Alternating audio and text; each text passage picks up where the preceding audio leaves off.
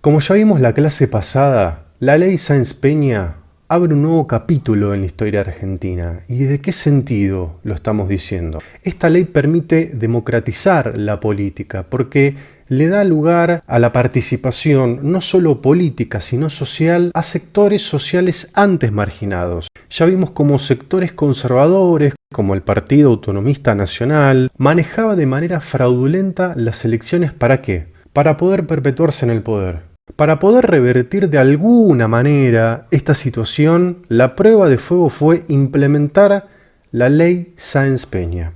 Recordemos brevemente que esta ley permite el voto secreto, universal y obligatorio. Pero ojo, con la salvedad que este tipo de voto es solo permitido a varones ciudadanos mayores de edad, ya que otros sectores, como las mujeres, todavía no se les permite. Esto se va a ver vislumbrado durante los gobiernos peronistas. Si bien esta ley se vio ejecutada en elecciones anteriores a 1916, este es el año donde el candidato por el partido de la UCR, Hipólito Yrigoyen, accede al poder de manera democrática, a través del voto y sin tener que recurrir fervientemente a lo que era conocido como el fraude. Gana por el partido de la Unión Cívica Radical, conocida como la UCR. ¿Qué podemos decir a grandes rasgos sobre este partido?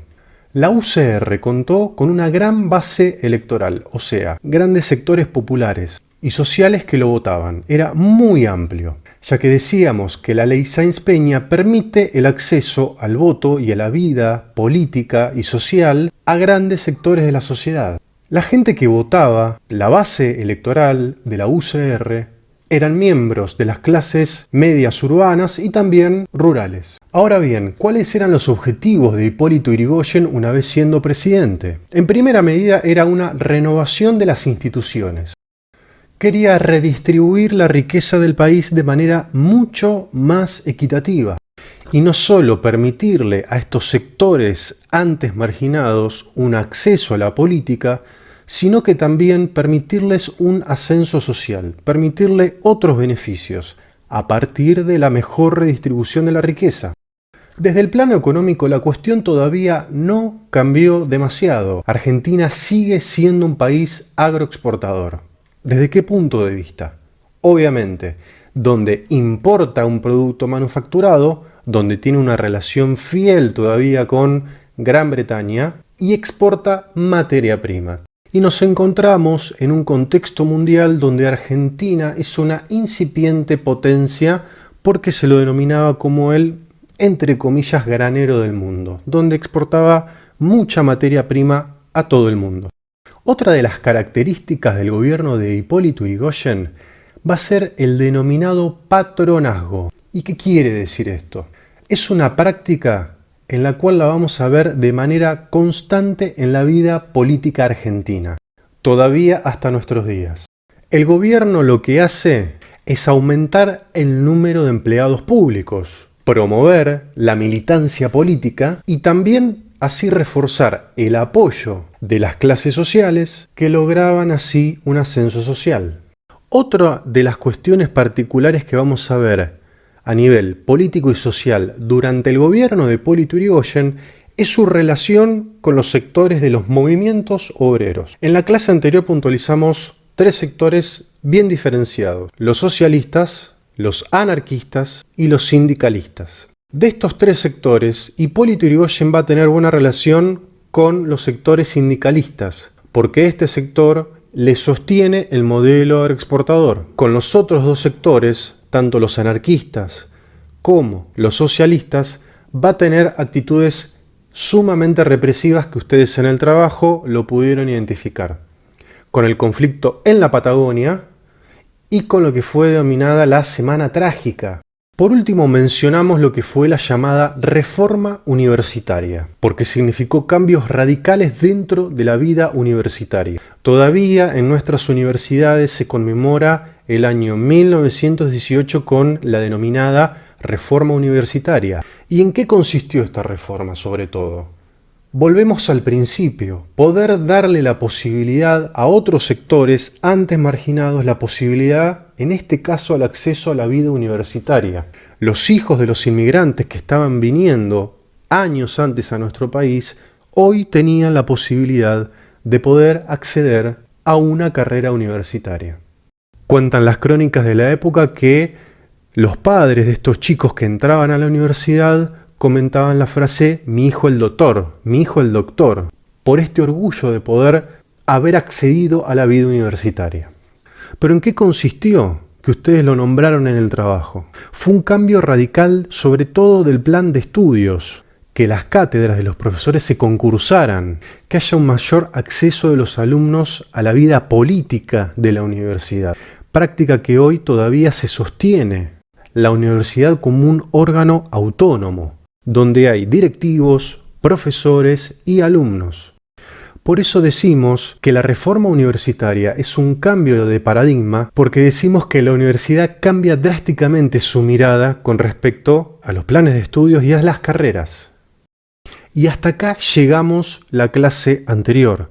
A partir de ahora vamos a ver la consecución de los dos gobiernos radicales que quedan, en donde van a ser desde una mirada absolutamente contrapuesta, y cómo la situación, tanto del contexto interno en nuestro país como el contexto internacional, va avanzando, que promueve que en el año 1930, como les decía antes, se produzca un golpe de Estado que derroca a Hipólito Yrigoyen con características cívico-militares. Y ahora vamos a ver la segunda parte de los dos gobiernos radicales, para llegar a 1930.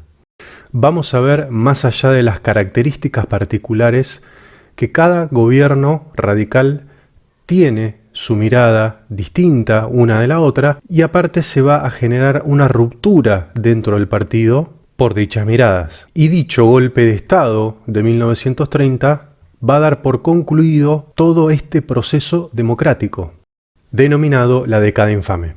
Un detalle económico dentro del contexto mundial. Recuerden que estamos transitando la Primera Guerra Mundial.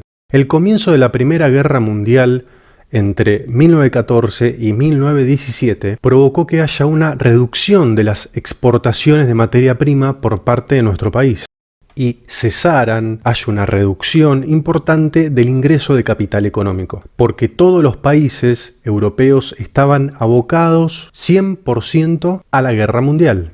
Contrariamente a los gobiernos conservadores, donde tenían una mirada liberal de la economía, donde el mercado debía regir los destinos de la economía del país y el Estado no tiene que intervenir, Hipólito Yrigoyen va a tratar de hacer de a poco una intervención del Estado, que era lo que se estaba promoviendo de alguna manera a nivel mundial en este momento. Por eso, durante su gobierno comenzó a haber una intervención en algunos sectores de la economía, obviamente despertando la oposición de sectores conservadores más alineados a los gobiernos del Partido Autonomista Nacional, a los que venían gobernando a través del fraude.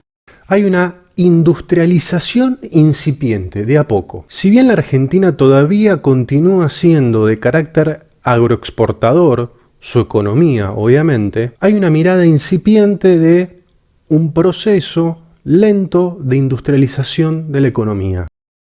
Este proceso vino de la mano de una relación de Argentina con Estados Unidos, que se estaba imponiendo como potencia mundial en este contexto internacional. Durante 1921 y 1930, la última década de los gobiernos radicales, donde va a estar al frente Marcelo de Alvear y un segundo mandato de Hipólito Yrigoyen, ingresaron al país 43 grandes empresas. ¿De qué rubros? Rubros farmacéuticos, artículos eléctricos, empresas químicas, empresas relacionadas con el rubro de maquinarias y automotriz. Los inversores norteamericanos van a querer en Argentina, como en todos los países de Latinoamérica, y esto es algo que hablamos el año pasado, lo que pretenden es poner filiales de sus empresas porque saben que en estos países periféricos la mano de obra es mucho más barata y la jornada de trabajo son mucho más extensas. Así llegan empresas como Otis Elevator, perdón mi inglés, la General Motors, la General Electric, Colgate, Palmolive, entre otras. Este crecimiento económico e incipiente industrialización no modificó demasiado la economía argentina porque se dedicó específicamente a industrias de bienes de consumo y obviamente se desarrolló dependiendo del ingreso de inversiones extranjeras, no por capitales propios, por eso es incipiente. Dentro del aspecto económico vamos a ver un concepto que va a ser vital en este momento, a prestar muchísima atención, el denominado comercio triangular. Sabemos que Argentina es un país con características de una economía agroexportadora, con una incipiente industrialización. Pero todavía Argentina tiene una relación fiel y amorosa todavía con Inglaterra, con Gran Bretaña. Con el tiempo y con el desarrollo de la Primera Guerra Mundial y la incorporación de Estados Unidos a esta guerra, recuerden luego de la salida de Rusia de la Primera Guerra, en el año 1917. Así se da el comercio triangular: Argentina, Estados Unidos e Inglaterra. En este triángulo, Argentina le vende materia prima a Gran Bretaña. ¿Pero por qué es triangular? Porque ahora no solamente le compra a Inglaterra el producto manufacturado, como lo venía haciendo hasta este momento, sino que le empieza a comprar a Estados Unidos. Desde el año 16 hasta el 22 se desarrolla la primera presidencia del gobierno radical, la de Hipólito Yrigoyen. A partir del año 1922 se va a dar la presidencia del mismo partido, en el cual va a ser presidente Marcelo Torcuato de Alvear. ¿Qué es lo primero que podemos decir? Que Marcelo de Alvear era un radical de la UCR, pero que mantenía estrechos lazos con sectores conservadores. Él provenía de una familia aristocrática, muy acaudalada, poseedora de grandes extensiones de tierra, lugarteniente. Por eso era la figura perfecta para poder atenuar un poco los conflictos tan distantes y tan dispares y tan profundos que había con la oposición. Desde un primer momento, Alvear marcó una clara diferencia desde su mirada política con su antecesor Hipólito Yrigoyen.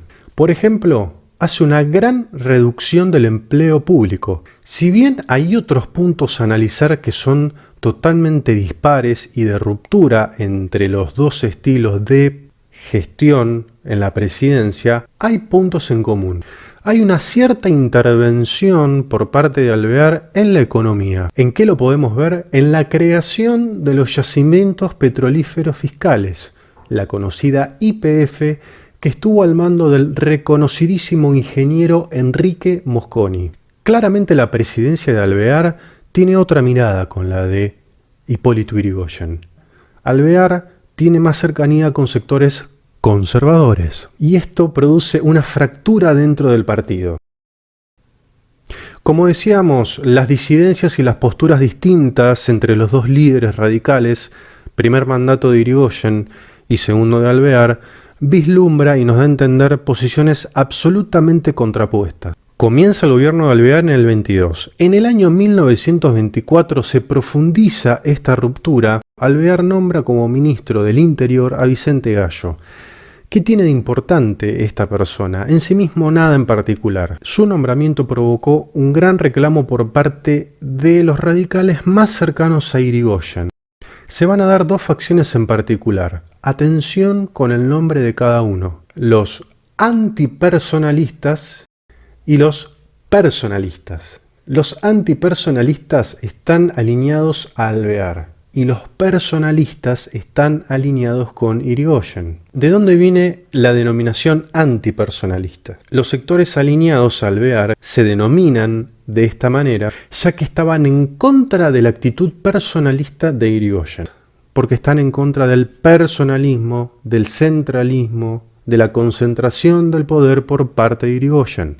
Y obviamente los radicales personalistas son aquellos que están alineados con Yrigoyen. Sin más. Y así vamos llegando a la última parte. En el año 28 termina el gobierno de Alvear. Nosotros estamos haciendo claramente un repaso rápido por las presidencias para no dejar de lado ningún hecho importante con respecto a la política de nuestro país en este momento. En 1928 llega al poder nuevamente Hipólito Yrigoyen con 78 años de edad. Para la política y para la época también es un hombre de avanzada edad y bastante desgastado por todo lo que había acontecido durante su gobierno y durante también el gobierno de Alvear, donde se marcaba la gran diferencia, como decíamos, entre antipersonalistas y personalistas. ¿Cómo gana Yrigoyen? Nuevamente con el apoyo de una base electoral basada en la clase media, sectores trabajadores y sectores obreros, los mismos sectores que le habían dado la victoria en el 16 en su primera presidencia. El regreso de Hipólito Yrigoyen significó un retorno al patronazgo, a tener aglutinamiento de empleados públicos y el aumento del gasto público, lo cual era facilitado por un contexto favorable para la Argentina por la buena exportación que tenía. Durante su breve mandato, porque fueron solamente 2 años, su gobierno fue interrumpido por una junta militar con apoyo civil, logró algunos avances favorables para los trabajadores. Aumentó el presupuesto para el bienestar social, impulsó la sanción de leyes laborales, como el establecimiento de la jornada de 8 horas en 1929, las 8 horas de trabajo. Asimismo, sigue imponiendo la intervención en determinados sectores de la economía. Esto le va a valer problemas para seguir con su mandato. El golpe de 1930, la denominada década infame, la lamentable interrupción de la democracia en nuestro país. La crisis generalizada que se estaba dando durante el segundo gobierno de Yrigoyen juntó a toda la oposición en contra del radicalismo. Sectores conservadores de derecha, sectores nacionalistas y obviamente esa facción antipersonalista del radicalismo. La vieja derecha conservadora que quería volver a las viejas tradiciones del fraude, que se daban antes de la sanción de la ley Sáenz Peña. La política implementada durante este golpe de Estado era la imposición de un nuevo régimen, muy riguroso, con la intención de tener un Estado fuerte, sólido. En septiembre de 1930, José Uriburu emprendió la marcha sobre Buenos Aires y fue repartiendo armamento a la población civil, sobre todo estudiantes, para poder apoyar este golpe de Estado.